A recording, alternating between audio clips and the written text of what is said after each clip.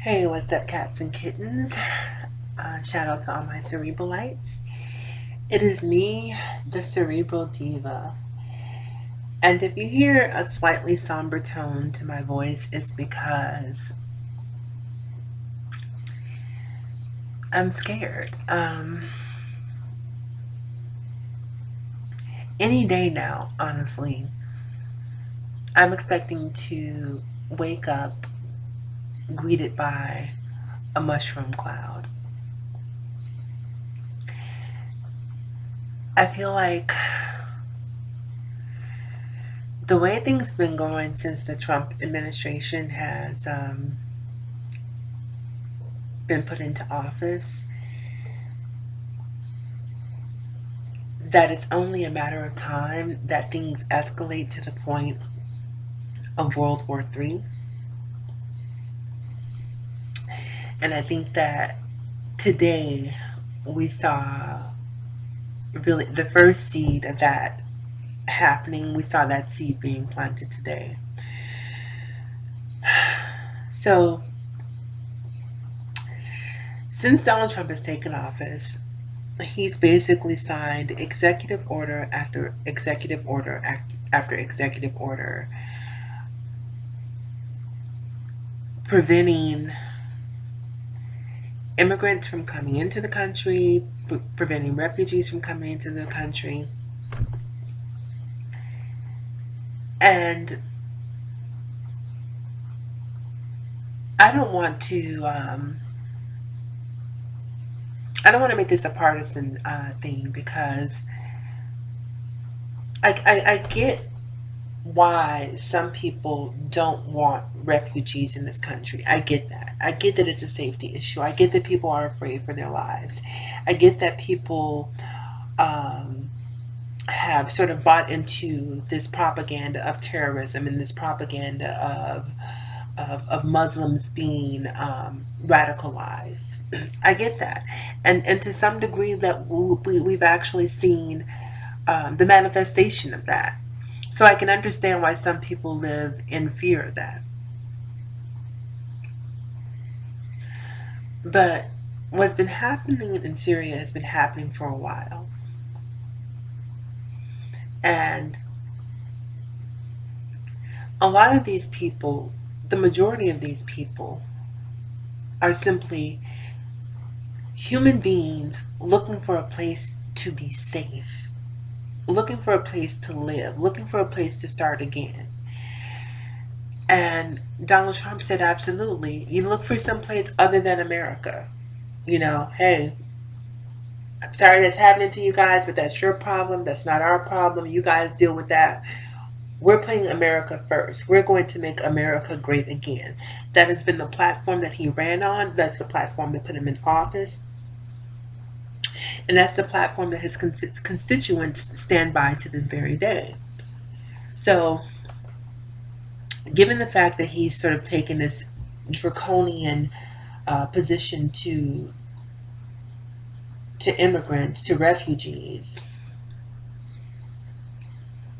one has to ask, why would you authorize airstrikes?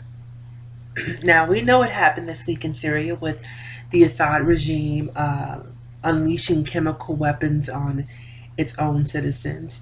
And we've been warning Donald Trump for a while that there's a possibility that they would do something like this.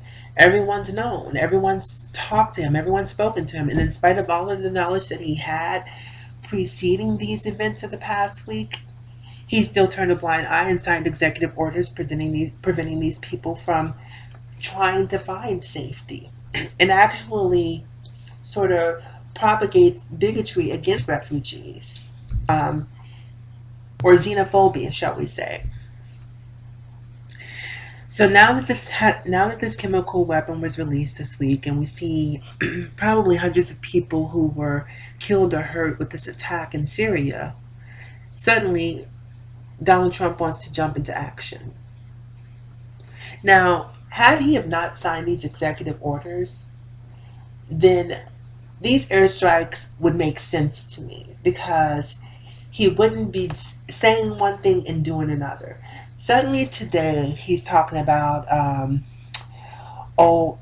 God's children, God's children. Well, these people were God's children when you signed that executive order. Okay, they've been God's children or Allah's children, but that's the issue, is that you don't necessarily perceive them as God's children. You perceive them as Allah's children, and that's why you didn't want them to come here.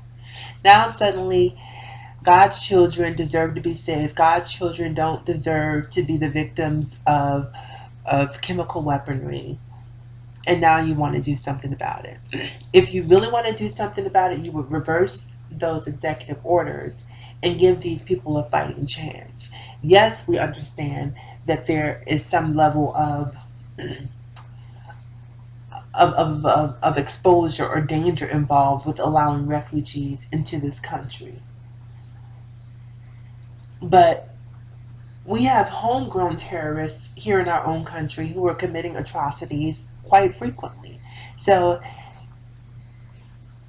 if we have vetting procedures in place to make sure that we're doing everything that we possibly can to see that the people coming into this country are not here to do us harm, why are you signing executive orders one week and then dropping bombs the next week? It makes no sense. And then I'm also reading that prior to the airstrikes, Trump was in contact with the Kremlin, with Russia, Putin, whomever, to make them aware that these airstrikes were about to be conducted. In spite of the warnings that these airstrikes were going to be conducted, I believe there were a couple of Russians on the base who were killed in these attacks. Now, Putin is just as crazy as Trump. Just as crazy. And not only that, not only is he as crazy as Trump, he is as much of a megalomaniac, much as a egomaniac as Trump. And so hearing that some of his people were killed may not sit well with him.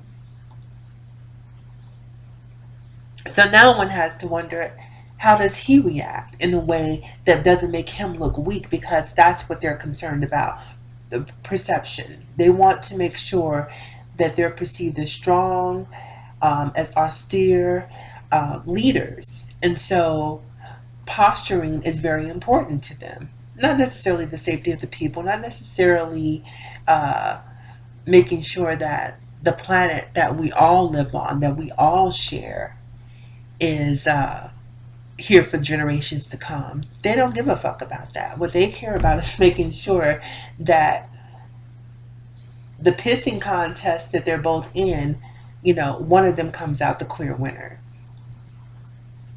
So why can't we put Trump and Putin and whatever other crazy leader or dictator in the world? Why can't we put them in a ring or a gladiator stadium and let them have at it?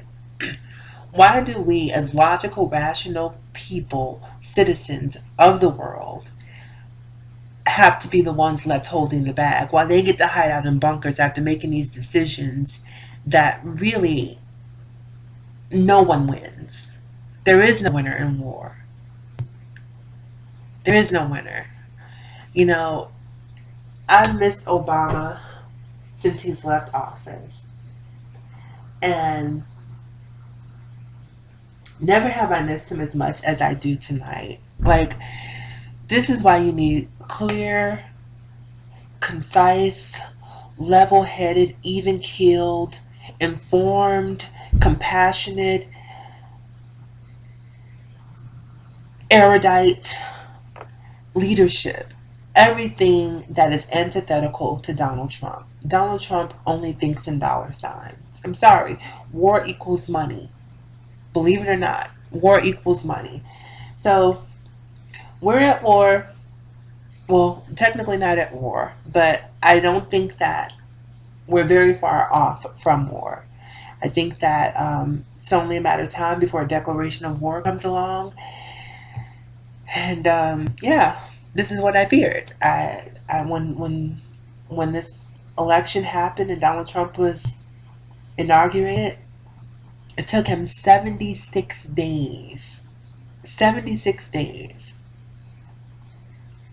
76 days. Kim Car- that's like the length of Kim Kardashian's marriage. Wow. All right, you guys. So I'm gonna get in here and finish watching the news. I may come back and do some updates and just, right now I'm just so hyper emotional. Like, I don't know. It's just so many thoughts are running through my head. It's really hard for me to form a cohesive thought because I don't know. I don't know. Anyhow, as always in closing, remember to live better, love harder, and think smarter.